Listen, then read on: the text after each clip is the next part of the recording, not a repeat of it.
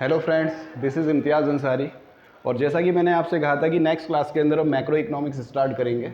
और macro economics के अंदर जो फर्स्ट टॉपिक है वो क्या है? National income and the related aggregates. बहुत ही इंपॉर्टेंट टॉपिक है मेरे दोस्तों। मैं आपको बताता हूँ कि मैक्रो इकोनॉमिक्स जो है ना वो नेशनल इनकम के बिना तो अधूरी है।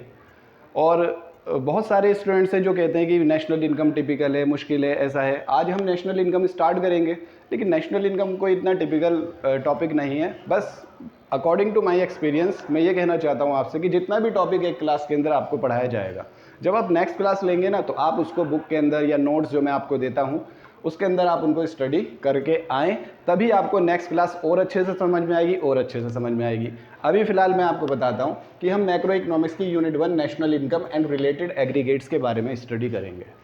लेकिन नेशनल इनकम क्या होती है, इसमें क्या आता है, कैसे इसको कैलकुलेट करते हैं, ये अभी हम नहीं पढ़ेंगे। अभी तो हम बात करेंगे रिलेटेड एग्रीगेट्स। पहले हम इससे रिलेटेड एग्रीगेट्स की जो बातें हैं उनको पढ़ेंगे, उनको स्टडी करेंगे। जब वो हमारे समझ में आ जाएगी तो उसके बाद में हम नेशनल इनकम की बात करेंगे। ठीक है दोस्तों, तो अभी हम नेशनल इनकम से रिलेटेड एग्रीगेट्स के अंदर जो पहला टॉपिक है हमारा, आपकी बुक के अकॉर्डिंग भी, वो क्या है? वो पहला टॉपिक है आपका टाइप्स ऑफ गुड्स। वो क्या है? Types of goods. गुड्स, जैसा कि आप जानते हो, गुड्स जिसको हम हिंदी में क्या बोलते हैं? वस्तुएं। वस्तुएं मतलब चीज़ें जो भी हमारी वांट्स को पूरी करती हैं। मोबाइल है, खाना है, ये मार्कर है, ठीक है, वो गुड्स होती हैं सारी की सारी। क्लोथ्स हैं, यूटेंसिल्स है घर में, शूज़ हैं, सैंडल्स वगैरह हैं, जितनी भी चीज़ें हैं हमारी वो सब क्या हैं? गुड्स कहलाती हैं, आपको पता है। लेकिन मैं आपको एक बात बताता हूँ, गुड्स एंड सर्विसेज दोनों कंज्यूम की जाती है। सर्विसेज और गुड्स के अंदर डिफरेंस होता है। क्या डिफरेंस होता है? Goods are tangible. टेंजिबल मतलब फिजिकल, जिसको आप छू कर देख सकते हो। कपड़े हो, छू कर देख लो। मार्कर है, छू कर देख लो। ठीक है, मोबाइल फ़ोन है, छू कर देख लो। सर्विसेज क्या होती हैं? Services are not tangible. ठीक है, वो टेंजिबल नहीं होती। जैसे मैं आपको सर्विस दे रहा हूँ, मैं आपको पढ़ा रहा हूँ, तो आप इसको फील कर सकते हो, महसूस कर सकते हो, लेकिन आप इसको टच करके नहीं देख सकते। डॉक्टर, लॉयर, इंजीनियर, ये सब क्या देते हैं? अपनी सर्विसेज देते हैं। ठीक है ना दोस्तों। फिलहाल हम बात करेंगे हमारे पहले टॉपिक जिसका नाम क्या है? Types of goods. यहाँ पर है क्लासिफिकेशन ऑफ गुड्स भी बोल सकते हैं। अब मैं यहाँ पर गुड्स को सबसे पहले दो कैटेगरीज के अंदर डिवाइड करूँगा। सबसे पहली कैटेगरीज में आपको यहाँ पर डिवाइड करूँगा consumer goods and producer goods. जब कभी आप बुक में स्टडी करोगे तो बुक में क्या होगा? बुक में जो क्लासिफिकेशन दे रखा है ना वो इस तरीके से दे रखा है, consumer goods and capital goods. लेकिन ज़रूरी नहीं है कि बुक वाले सारे ही ठीक हों। हमें उस तरीके से पढ़ना चाहिए जो हमें आसानी से समझ में आ जाएगा। आप मेरे तरीके से पढ़िए। जैसे मैं देखो, कंज्यूमर का जो अपोजिट है वो क्या है? प्रोड्यूसर है ना। कंज्यूमर का कनेक्शन किससे होगा? प्रोड्यूसर से। ये क्लासिफिकेशन बेटर है। एनसीईआरटी में भी इसी के अकॉर्डिंग कर रखा है, लेकिन कुछ बुक्स होती हैं आप जो स्कूल में लगवाते हैं उसमें क्या कर रखा है? Consumer goods and capital goods. लेकिन हमारा जो पहला टॉपिक है वो क्या है? Consumer goods. और देखिए, ये कुछ स्टूडेंट सोच भी रहे होंगे, अरे कंज्यूमर गुड्स, अच्छा मैं हिंदी में भी बता देता हूँ, लेकिन लिखूंगा मैं इंग्लिश में, आप हिंदी में नोट कर सकते हैं। कंज्यूमर गुड्स उपभोक्ता वस्तुएं होती हैं और ये उत्पादक वस्तुएं होती हैं। जो हिंदी मीडियम में पढ़ना चाहते हैं तो जब मैं बोलूँगा तो आप उसको हैंड टू हैंड नोट कर लो ताकि आपको फ़ायदा होगा, वरना वीडियो आगे बढ़ जाएगी। कंज्यूमर गुड्स उपभोक्ता वस्तुएं, प्रोड्यूसर गुड्स कौन सी हो गई? उत्पादक वस्तुएं। अच्छा, लोग नॉर्मली जानते हैं consumer, who are the consumer? We are the consumer. जो भी हम चीज़ें यूज़ करते हैं वो सारी की सारी क्या है? Consumer goods.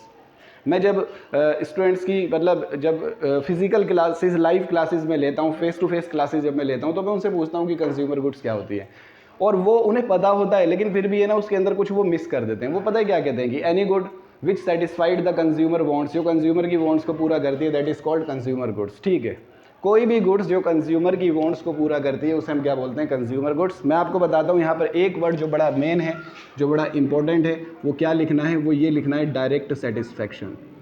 Direct satisfaction. कोई भी गुड जो कंज्यूमर की वांट को डायरेक्टली पूरा करती है, direct satisfaction, which provide the direct satisfaction to the consumer, is called the consumer goods. इसके बारे में धीरे धीरे समझ में आएगा। अभी आप सुनते रहें कि इस डायरेक्ट वर्ड का मतलब क्या है। जब मैं आपको प्रोड्यूसर बताऊंगा तब आपकी समझ में इस डायरेक्ट वर्ड का मतलब ज़्यादा आ जाएगा। देखो, मैं आपको एक सिंपल सी बात बताता हूँ, एक एग्जाम्पल दूंगा कंज्यूमर गुड्स और प्रोड्यूसर गुड्स के बीच में, उससे आपको क्लियर हो जाएगा। देखिए, एक पर्सन है, ठीक है, उसने क्या किया? वो दो रेफ्रिजरेटर खरीद के लेकर आता है, दो फ्रिज लेकर आता है। एक अपनी शॉप में रखता है और एक अपने घर पर रखता है।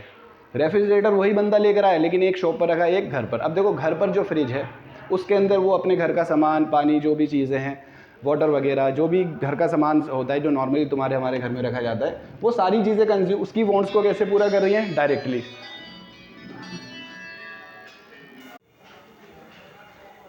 हाँ सॉरी दोस्तों, तो वो कैसे पूरा करती हैं? डायरेक्टली जो जो उसने अपने घर पर फ्रिज रखा वो उसकी वॉन्ट्स को डायरेक्टली पूरा कर रहा है। लेकिन देखो जो शॉप में उसने रखा, शॉप में जो उसने रखा तो वहाँ पर वो क्या करेगा, उसमें मिल्क है, कर्ड है, आइसक्रीम है, कोल्ड ड्रिंक्स है, वाटर है, वो सब पहले उसमें रखेगा, ठंडा करेगा, और ठंडा करने के बाद में क्या करेगा, उसको मार्केट में सेल करेगा। अब देखो दोनों में क्या डिफरेंस है। घर पर जो है ना डायरेक्टली उसको यूज़ कर रहा है अपने पर्सनल यूज़ के लिए, डायरेक्ट सेटिस्फेक्शन। बट शॉप पर जो है पहले वो उसमें चीज़ें रखेगा, उनको सेल करेगा, सेल करने के बाद में जो उसकी इनकम होगी उसके बाद फिर जाकर वो अपनी वॉन्ट्स को पूरा करेगा। तो वो जो शॉप में फ्रिज है वो उसकी वॉन्ट्स को डायरेक्टली पूरा नहीं कर रहा, क्योंकि पहले वो उससे अर्न करेगा और अर्निंग के बाद में जो उसका प्रॉफिट होगा फिर उससे अपनी वॉन्ट्स को पूरा करेगा। वॉन्ट्स उससे भी पूरी हो रही हैं बट डायरेक्टली नहीं हो रही। ठीक है दोस्तों, तो कंज्यूमर गुड्स को डिफाइन करना कि consumer goods are those goods which directly satisfied the wants of the consumer, which directly satisfied the wants of any consumer, जो हमारी वॉन्ट्स को डायरेक्टली पूरा करती हैं। And producer goods are those goods which are use for the production of other goods, for the production of other goods. Producer goods वो हैं जिनको हम दूसरी गुड्स के प्रोडक्शन के लिए यूज़ में लाते हैं। ठीक है दोस्तों, हम उनको किसी दूसरी गुड्स के प्रोडक्शन के अंदर यूज़ में लाते हैं। जैसे जब हम कोई प्रोड्यूसर, देखो हमेशा ध्यान रखना जब आप कंज्यूमर गुड्स की बात करें तो आप अपने माइंड को डाइवर्ट कर दो कि यू आर कंज्यूमर। जब प्रोड्यूसर की बात करो तो यू आर बिजनेसमैन, फर्म हो आप। ठीक है, तो बिजनेसमैन हो, फर्म हो। Producer goods are those goods which are use for the production of other goods. यहाँ पर हम एक एग्जाम्पल क्रिएट्स करते हैं। जैसे मान लीजिए कि हमें गारमेंट्स बनाने हैं, रेडीमेड क्लोथ्स। अब गारमेंट्स बनाने के लिए हमें क्या चाहिए? तो पहले तो हमें एक जगह चाहिए, लैंड, जहाँ पर हम अपने बिज़नेस को सेटअप करेंगे, फिर कुछ मशीनरी लगाएंगे, फिर लेबर को अपॉइंट करेंगे, वर्कर्स को। उसके बाद में क्या होगा, फिर रॉ मटेरियल खरीद के लेकर आएंगे, फिर वो उसकी कटिंग, मैन्युफैक्चरिंग सब कुछ करेंगे, और उसके बाद में वो सिलाई करके, स्टिचिंग करके, मैन्युफैक्चर करके, फिनिशिंग करके क्या होगा, वो गारमेंट्स तैयार कर देंगे। तो वहाँ पर जो भी चीज़ें यूज़ की जा रही है for the production of other goods, देखो वो गुड्स हमारी वॉन्ट्स को डायरेक्टली पूरा नहीं करी। जब वो बनकर तैयार हो जाएंगी ना, तब वो बनकर तैयार हो जाएंगी, तब वो हमारी वॉन्ट्स को पूरा करेंगी। लेकिन जब तक वो अंडर द प्रोडक्शन बाउंड्री है तब तक वो हमारी वॉन्ट्स को डायरेक्टली पूरा नहीं कर रही। तो सिंपल अभी यहाँ पर ये बताया कि consumer goods are those goods which satisfied the consumer wants directly, जो उपभोक्ताओं की आवश्यकताओं को प्रत्यक्ष रूप से पूरा करती है। और producer goods are those goods which are use for the production of other goods. ठीक है, अब मैं आप बताता हूँ कि आपकी बुक के अकॉर्डिंग कंज्यूमर गुड्स को कुछ पार्ट्स में हम डिवाइड करते हैं। पहले जो लिखते हैं इसके अंदर लिखते हैं ड्यूरेबल गुड्स। पहली जो इसके अंदर होती है वो कौन सी होती है? Durable goods. ड्यूरेबल हिंदी में इसका मतलब होता है टिकाऊ, जो more than 1 year, 2 year, 3 year, 4 year, मतलब जो काफ़ी लंबे टाइम तक चलती हैं। अब जैसे घर में हमने फर्नीचर खरीदा, AC खरीदा, LED या स्मार्ट TV खरीदा, अब 1 साल तो चलेगा नहीं, कई साल चलेगा, 5 फ्रिज खरीदा हमने, ये सारी चीज़ें क्या है? ड्यूरेबल गुड्स है। ठीक है ना, ये क्या है हमारी ड्यूरेबल, एक बार खरीदो और इसको बार बार यूज़ करते रहो, रिपीटेडली फॉर मैनी ईयर्स। एक होती है semi durable. Semi durable goods वो होती हैं जो with in near about 1 year, इनका कोई टाइम ड्यूरेशन नहीं होता, ये तो मैं अपने अकॉर्डिंग बता रहा हूँ। नियर अबाउट 1 ईयर मतलब जो कुछ 1 ईयर से थोड़ा ज़्यादा या थोड़ा सा कम, और उसके बाद में हम उनको चेंज कर लेते हैं। अब जैसे मैं आपको बताता हूँ, जैसे आप स्टूडेंट्स हैं सारे के सारे, तो आपकी जैसे नॉर्मली रजिस्टर, टेक्स्ट बुक, कोई गाइड, नॉर्मली क्या होता है 1 ईयर इतना ही पढ़ते हो, फेल वेल तो हो जाओगे तो 2 साल पढ़ोगे। ठीक है ना, नॉर्मली कितना पढ़ते हो? 1 ईयर, उससे थोड़ा कम या थोड़ा ज़्यादा। ठीक है, क्लोथ्स हैं, कपड़े हैं, जैसे स्कूल यूनिफॉर्म है, स्कूल शूज़ हैं, नॉर्मली क्या होता है 1 ईयर के अंदर, क्योंकि रोज़ पहनते हैं तो 1 ईयर के अंदर क्या होता है, इनको चेंज करना पड़ता है। कुछ कपड़े हैं, क्लोथ्स हैं, जो नॉर्मल वियर क्लोथ्स हैं वो कौन से हैं? Semi durable. देखो कपड़ों की भी बात एक अलग है, क्लोथ्स की भी बात अलग है। कुछ हमारे पार्टी वियर क्लोथ्स होते हैं, स्पेशल होते हैं, महंगे होते हैं, वो हम कई साल तक यूज़ करते हैं, वो ड्यूरेबल में आ जाएंगे। लेकिन कुछ क्लोथ्स ऐसे हैं जो जनरली डेली यूज़ में यूज़ करते हैं हम, वो क्या होगा 1 साल से थोड़ा कम या थोड़ा ज़्यादा हम उनको चेंज कर देते हैं, सेमी ड्यूरेबल। क्रॉकरी, घर में कांच के गिलास होते हैं, कप वगैरह होते हैं, नॉर्मली 5-6 महीने में टूट जाते हैं, बच्चे सब तोड़ देते हैं, ज़्यादातर तो ऐसा होता है, सेमी ड्यूरेबल। स्लीपर है, चप्पल है जो हम पहनते हैं, वो भी ठीक है। ठीक है, इसके बाद में तीसरी जो गुड्स होती हैं वो क्या होती हैं? Non durable. नॉन ड्यूरेबल को हम वन टाइम यूजेबल गुड्स भी बोलते हैं। क्या बोलते हैं? वन टाइम यूजेबल गुड्स, कि भाई एक बार इसको यूज़ करा और हम इसको फिर उसके बाद दोबारा यूज़ नहीं कर सकते। देखो इसके एग्जाम्पल बड़े ध्यान से समझना। नॉन ड्यूरेबल में सभी खाने पीने की वो चीज़ें आ जाती हैं जो हमने खा पी ली और ख़त्म, क्योंकि जो हमने खा पी लिया वो तो ख़त्म, अब उसको हम दोबारा तो नहीं खा सकते। दूसरी बात, कोई भी चीज़ जो यूज़ करते करते हैंड टू हैंड ख़त्म होती रहती है। जैसे मैं आपको बताऊं, गैस सिलेंडर, फ्यूल, इलेक्ट्रिसिटी जिसमें आती है ना, देखो गैस सिलेंडर की बात करते हैं, एलपीजी। जितना जैसे जैसे हम गैस जला रहे हैं, हम उसको यूज़ कर रहे हैं ना, गैस हमारी ख़त्म होनी दी जा रही है। हम जो गैस ख़त्म हो गई हम उसको दोबारा यूज़ नहीं कर सकते। गैस सिलेंडर में जो गैस है ना वो नॉन ड्यूरेबल है। देखो मेरे पास मार्कर है ना, मार्कर में इंक डालते हैं ना, इंक जो है वो भी नॉन ड्यूरेबल है। मार्कर को आपको लगता होगा कि ये सेमी ड्यूरेबल है, सेमी ड्यूरेबल नहीं है। जो इसके अंदर इंक है ना, इंक वो क्या हो रहा है, जितना मैं लिख रहा हूँ उतनी इंक क्या हो रही है, ख़त्म हो रही है। वो तो यूज़ करने के साथ साथ क्या हो रही है, ख़त्म, उसको हम दोबारा यूज़ नहीं कर सकते। तो non durable one time usable things है, एक बार यूज़ करोगे। लेकिन फ्यूल वगैरह जो होता है, इंक वगैरह जो होती है, ये सारी चीज़ें भी क्या कहलाती हैं, नॉन ड्यूरेबल, जो यूज़ करते करते ख़त्म हो जाते हैं। अब बात करते हैं आपकी बुक के अकॉर्डिंग। देखिए मेरे अकॉर्डिंग तो ये 3 क्लासिफिकेशन है, लेकिन बुक वाला क्या करता है, इन तीनों की जगह, इन तीनों के साथ साथ वो क्या करता है, वो सर्विसेज की भी बात कर देता है। वो कहता है जी गुड्स, कंज्यूमर गुड्स के अंदर सर्विसेज भी आती हैं। अगर सर्विसेज आती हैं तो यहाँ पर गुड्स क्यों लिखा, गुड्स नहीं लिखना चाहिए। और फिर वो उसको क्या लिख देता है, वो उसको लिख देता है नॉन टेंजिबल या नॉन फिजिकल, ऐसे, ठीक है ना। तो इस तरीके से उनको लिख देता है कि नॉन टेंजिबल गुड्स। तो ये कोई ये मतलब बुक वाले सर्विसेज को इसके अंदर इंक्लूड कर देते हैं। लेकिन मेरे अकॉर्डिंग मुझे लगता है कि जब हम गुड्स की बात कर रहे हैं तो we have 3 types of consumer goods, durable goods, semi durable and non durable. Service जो है वो अदर पार्ट है। अगर आप सर्विस की बात करते हो तो उसे नॉन टेंजिबल गुड्स या नॉन फिजिकल गुड्स कहते हैं। ठीक है दोस्तों, तो हमारी कंज्यूमर गुड्स की बात हो जाती है। अब हम बात करेंगे अपने प्रोड्यूसर गुड्स की। देखिए प्रोड्यूसर गुड्स मैंने आपको बताया कि these are the goods which are use as for the production of other goods. ये दूसरी चीज़ों के प्रोडक्शन में यूज़ किए जाते हैं। इनको भी 2 जगह डिवाइड करते हैं।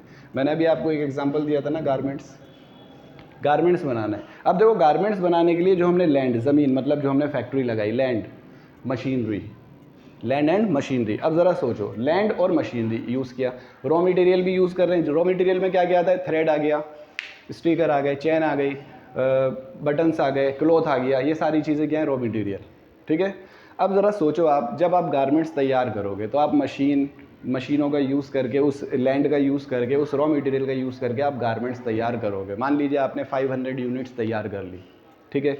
अब आपको अगेन दोबारा से नेक्स्ट मंथ फिर से 500 यूनिट्स तैयार करनी है, ठीक है। अब सोचो ज़रा, क्या आपको दोबारा मशीनरी परचेस करने की ज़रूरत है? नहीं है, तो ऑलरेडी आपके पास। क्या लैंड और लोगे? नहीं है, तो आपके पास। लेकिन रॉ मटेरियल वो तो बनकर तैयार हो गया ना, वो तो एक बार यूज़ हुआ, वो तो ख़त्म हो गया। अब दोबारा से 500 बनाने तो दोबारा से रॉ मटेरियल तो लाना पड़ेगा। तो क्या करना पड़ेगा, रॉ मटेरियल को परचेस करना पड़ेगा। तो देखिए प्रोड्यूसर गुड्स दो टाइप्स की हैं, 2 types, we have 2 types of producer goods. First one is क्या है कि वो जिनको हम बार बार रिपीटेडली यूज़ कर सकते हैं, जिनको कहा जाता है कैपिटल गुड्स। बड़ी इंपॉर्टेंट चीज़ें हैं ये कैपिटल गुड्स। और जो स्टूडेंट्स कॉमर्स के हैं तो वो ध्यान रखिए कि फिक्स एसेट्स, जो आपके अकाउंट्स के अंदर फिक्स एसेट्स होती है ना, वही हमारी कैपिटल गुड्स होती हैं इकोनॉमिक्स में। लेकिन हम उनको इकोनॉमिक्स में क्या बोलेंगे, कैपिटल गुड्स। इसके एग्जांपल क्या है, प्लांट है, बिल्डिंग है, मशीनरी है, टूल्स वगैरह हैं। कैपिटल गुड्स के बारे में कई बातें हैं, ध्यान रखना बड़ी इंपॉर्टेंट है। और स्पेशली आप सिर्फ इसको फिक्स एसेट्स मत समझना। देखो पहली बात क्या है कि capital goods are use for more than many times repeatedly for many years. ये किसकी तरह है, ड्यूरेबल गुड्स की तरह। बट डिफरेंस क्या है, यहाँ कंज्यूमर यूज़ कर रहा था, यहाँ उनकी वॉन्ट्स डायरेक्टली पूरा हो रही थी, और यहाँ कौन यूज़ कर रहा है, प्रोड्यूसर। ठीक है ना। तो यहाँ पर जैसे इसके प्लांट्स आप जानते हैं, प्लांट्स का मतलब पौधे नहीं है, प्लांट्स का मतलब बड़ी मशीनरी होता है। प्लांट हो गया, मशीन्स हो गए, टूल्स हो गए, बिल्डिंग हो गई, ठीक है ना। तो ये मैंने आपको 2 बातें बता दी, कैपिटल गुड्स। और एक बात और याद रखना, capital goods has high value, capital goods have high value. इनकी जो वैल्यू होती है ना वो कम नहीं होती, वो ज़्यादा होती है। मशीनरी महंगी आती है, प्लांट्स महंगा आता है, छोटे मोटे टूल्स होते हैं ना, उन टूल्स को हम कैपिटल गुड्स नहीं बोलते, ध्यान रखना, बड़ी इंपॉर्टेंट बात है ये। तो समझ गए, प्रोड्यूसर जो ऐसी गुड्स जिसको बार बार, जैसे मशीन है, ज़मीन है, लैंड जिसको हमने कहा, जो उसने बिल्डिंग ली है रेंट पर, और जो भी टूल्स हैं, प्लांट्स हैं, उनको बार बार यूज़ कर सकता है कैपिटल। मगर जो दूसरी गुड्स हैं जिनको बार बार यूज़ नहीं कर सकता, जैसे रॉ मटेरियल था, तो अभी मैं उनको यहाँ पर, अभी मैं उसके लिए एक वर्ड यूज़ कर रहा हूँ, रॉ मटेरियल। ठीक है, बाद में मैं एक दूसरा वर्ड यूज़ करूँगा, रॉ मटेरियल। तो दूसरी चीज़ क्या है, रॉ मटेरियल, जिसमें सारे रॉ मटेरियल आ गए। मतलब अगर आप, मैं दूसरा एग्जाम्पल लूँ, अगर आपको फर्नीचर बनाना है तो फर्नीचर बनाने के लिए प्लाईवुड, वुड, सनमाइका, नेल्स, कील हो गई, फेविकोल हो गया, और भी जो भी इंग्रेडिएंट्स समझ लो, इस तरीके से है ना कि उसके अंदर जो भी लगेंगे वो सारे के सारे क्या कहलाएंगे, रॉ मटेरियल कहलाएंगे। लेकिन उनको बनाकर किसी दूसरे फॉर्म में कन्वर्ट किया जाएगा, क्योंकि लकड़ी है, वुड है, प्लाईवुड है तो उसकी मैन्युफैक्चरिंग करेंगे, उसको चेयर बनाएंगे, टेबल बनाएंगे, बेड बनाएंगे, सोफ़ा बनाएंगे, तो उसको बदलेंगे किसी दूसरी चीज़ में, वो सारी चीज़ें क्या हैं, रॉ मटेरियल। समझे दोस्तों? आप इसको पॉज करके नोट डाउन कर लेना, क्योंकि यहाँ पर मैं अब एक अलग डिफरेंस बताने जा रहा हूँ, एक और अनदर डिफरेंस जो बहुत इंपॉर्टेंट है और जो एग्ज़ाम के अंदर ज़रूर आता है। Again we will classify the goods again into the two parts. जैसे हमने पहला क्लासिफिकेशन किया ना, consumer goods and producer goods. दूसरा अब हम जो क्लासिफिकेशन करेंगे वो है इंटरमीडिएट। 12th के स्टूडेंट्स के लिए ये बहुत ही इंपॉर्टेंट कॉन्सेप्ट है और ये एग्ज़ाम के अंदर 3 मार्क्स का आता ही आता है। एंड फाइनल गुड्स, ठीक है, तो ये भी बड़े ध्यान से समझना है आपको, intermediate goods and final goods. Hindi में बता देता हूँ, हिंदी मीडियम वाले बच्चे नोट कर सकते हैं। इंटरमीडिएट गुड्स आर मध्यवर्ती वस्तुएं, फाइनल गुड्स अंतिम वस्तुएं, ठीक है। ये कॉन्सेप्ट भी लोगों को बड़ा आसान लगता है कि अरे हमें पता है, जैसे फाइनल इंटरमीडिएट। चलिए मैं अब आपको बताता हूँ फाइनली क्या है। इंटरमीडिएट गुड्स की पहली खास बात क्या है कि intermediate goods are those goods which are use as raw material for the production of other goods. इसका मतलब जो मैंने अभी आपको प्रोड्यूसर गुड्स के बारे में बताया था, और प्रोड्यूसर जितना भी रॉ मटेरियल यूज़ कर रहा है उन सबको हम नाम क्या देंगे, इंटरमीडिएट। हिंदी में क्या है, मध्यवर्ती, जो बीच में लगता है, which is use as a raw material for the production of another goods. ठीक है दोस्तों, ये पहली बात है इंटरमीडिएट गुड्स की। दूसरी बात ये है वैल्यू एडिड। वैल्यू एडिड का मतलब क्या होता है कि now the value will add, या there is still value addition is required in intermediate goods. मैं आपको सिंपल लैंग्वेज में बताता हूँ कि intermediate goods are those goods whose value increases after the production, जिनकी वैल्यू क्या होती है, बढ़ जाती है। There is addition in the value, means value added, उनकी वैल्यू में अभी एडिशन होना बाकी है। एग्जाम्पल देता हूँ, जैसे मान लीजिए गारमेंट्स बनाने के लिए हम 25,000 रुपीज़ का रॉ मटेरियल परचेज करके लाए थे। अब दोस्तों सोचो, एक बात बताओ, जब हमने उसके गारमेंट्स तैयार कर लिए, जब हमने उसके रेडीमेड क्लोथ्स तैयार कर लिए 25,000 का जो रॉ मटेरियल, सोचो आप, क्या उसकी वैल्यू 25,000 होगी, उससे कम होगी या उससे ज़्यादा होगी? कम होगी? बिल्कुल नहीं, बराबर होगी, नहीं ज़्यादा ही होगी। जब मटेरियल ही 25 का खरीदा है तो वैल्यू कितनी होगी, वैल्यू उससे ज़्यादा होगी। इसका मतलब इंटरमीडिएट गुड्स की वैल्यू में एडिशन होता है, तो ये है इसका मतलब वैल्यू एडिड। तीसरी बात होती है रीसेल। क्या होता है? Resale. These goods are purchase for resale. इनको जो परचेज किया जाता है वो किसके लिए? रीसेल। अब सोचो ना, प्रोड्यूसर ने वो कपड़ा, धागा, स्टिकर वगैरह ये क्यों खरीदे? कारपेंटर ने वो जो प्लाईवुड, सनमाइका, नेल्स, फेविकॉल वगैरह ये क्यों खरीदा? अरे भाई वो उनसे बनाएगा, चीज़ों को बनाकर उसको क्या करेगा? रीसेल करेगा। तो 3 बातें अभी मैंने आपको बताई। The intermediate goods are those goods which are use as raw material for the production of other goods, ठीक है ना। There is still addition in the value of intermediate goods and these goods are purchase for resale, ठीक है। तो एक ये बात है। अब बुक में जब आप कभी स्टडी करोगे तो बुक में कभी कभी एक ये वर्ड लिखा होता है, inside the production boundary. Book में अगर आप कभी पढ़ोगे तो आपको एक ये वर्ड लिखा मिलेगा, इनसाइड द प्रोडक्शन बाउंड्री। अब what is production boundary? Production boundary का मतलब क्या होता है? देखिए मैं आपको बताऊं, जब हम इसको पढ़ेंगे, आप भी बुक में पढ़ना, तो हम लिखते हैं कि these goods are inside the production boundary, या these goods have not yet cross the production boundary, कि इन्होंने अभी प्रोडक्शन बाउंड्री को क्रॉस नहीं किया है। क्या मतलब है इसका? कि ये अभी फैक्ट्री के अंदर हैं। मगर बड़े ध्यान से सुनना, बड़ी ज़रूरी बात है, फैक्ट्री के अंदर तो मशीन्स भी हैं, प्लांट्स भी हैं, मतलब कैपिटल गुड्स भी हैं, वो भी हैं, हम उनकी बात नहीं कर रहे। Inside the production boundary, have not yet cross the production boundary का मतलब ये है कि अभी इन गुड्स को यूज़ करके एज ए रॉ मटेरियल इनके साथ कुछ काम किया जाएगा, इनको मैन्युफैक्चर किया जाएगा, इनकी कटिंग, मैन्युफैक्चरिंग, फिनिशिंग, पैकिंग वगैरह की जाएगी। अभी इनके साथ कोई ना कोई ऑपरेशन करना ज़रूरी है, समझे ना। तो मतलब इनसाइड द प्रोडक्शन बाउंड्री का मतलब ये है कि अभी इनके ऊपर प्रोडक्शन किया जाएगा, मगर ये इनसाइड द प्रोडक्शन बाउंड्री का मतलब मशीन और प्लांट से नहीं है, क्योंकि वो एडिशनल अलग से वो क्या है, कैपिटल गुड्स हैं। तो ये 4 बातें मैंने आपको बता दी, दीज आर इंटरमीडिएट गुड्स। कोई भी बातें आएंगी इंटरमीडिएट, ईजी है, नॉर्मल है, ठीक है। फाइनल पढ़ते हैं। Final goods are those goods which are available for the final users. These goods are these goods are available for the final users. अब देखो दोस्तों, यहाँ पर लोग क्या समझते हैं, यहाँ पर ज़्यादातर स्टूडेंट्स ये समझते हैं भाई जो बनाने में यूज़ हो रहे हैं वो इंटरमीडिएट है और जो बनकर तैयार हो गई वो फाइनल गुड्स है।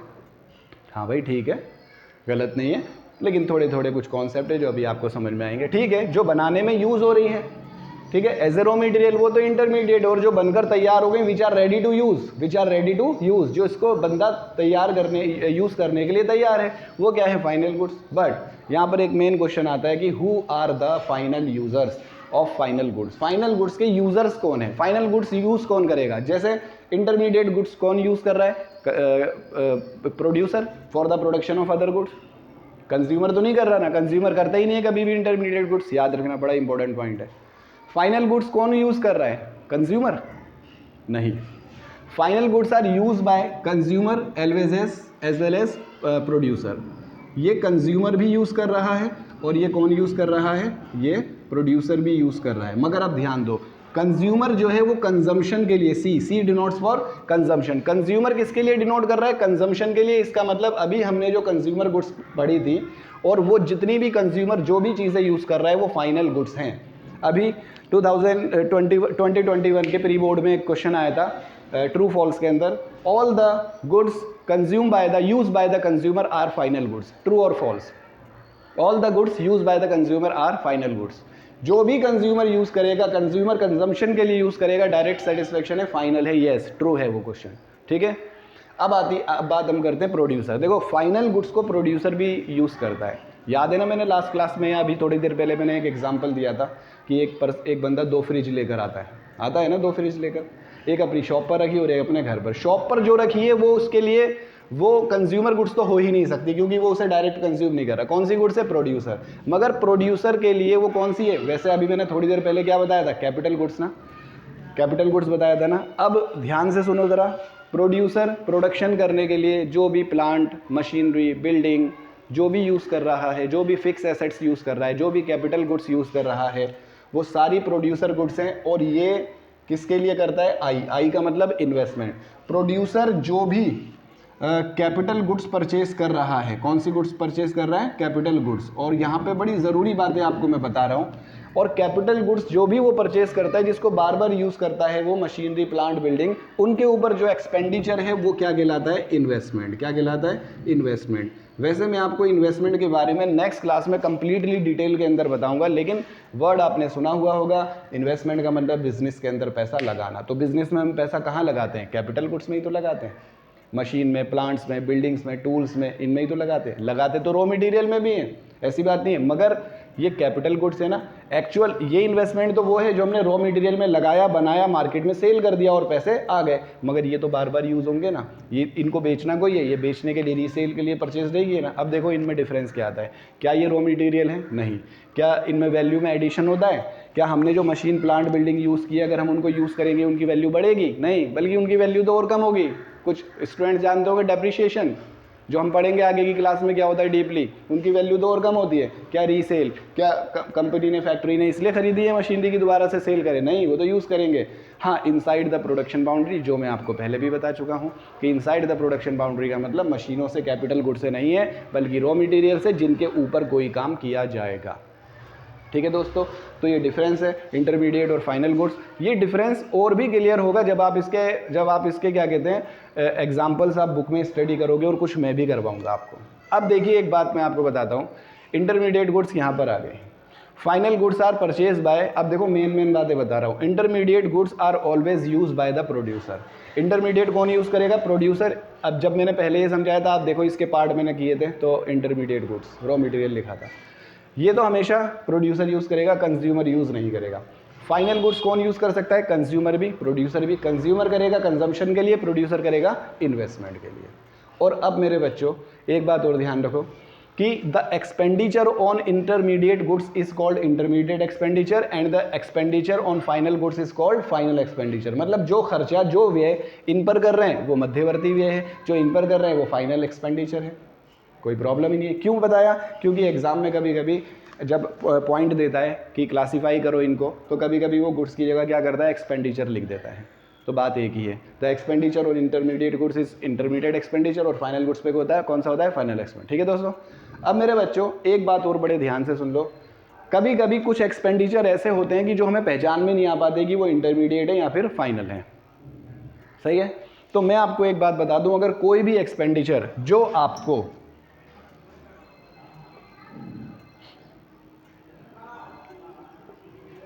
नाइदर सी नोर आई, जो आपको ना तो सी लगे और ना ही क्या लगे आई, मतलब जो ना तो आपको कंजम्पशन लगे और ना ही आपको इन्वेस्टमेंट लगे, that is also intermediate expenditure. देखो मैं इसका एक एग्जांपल बताता हूँ। फैक्ट्री में जब काम होता है ना, तो फ्यूल एंड इलेक्ट्रिसिटी पर खर्चा होता है। इलेक्ट्रिसिटी तो खर्च होंगी मशीन चलाने में, इसके अलावा फ्यूल होता है जिसमें पेट्रोल है, डीजल है, मशीनों में डालने के लिए यूज़ होता है।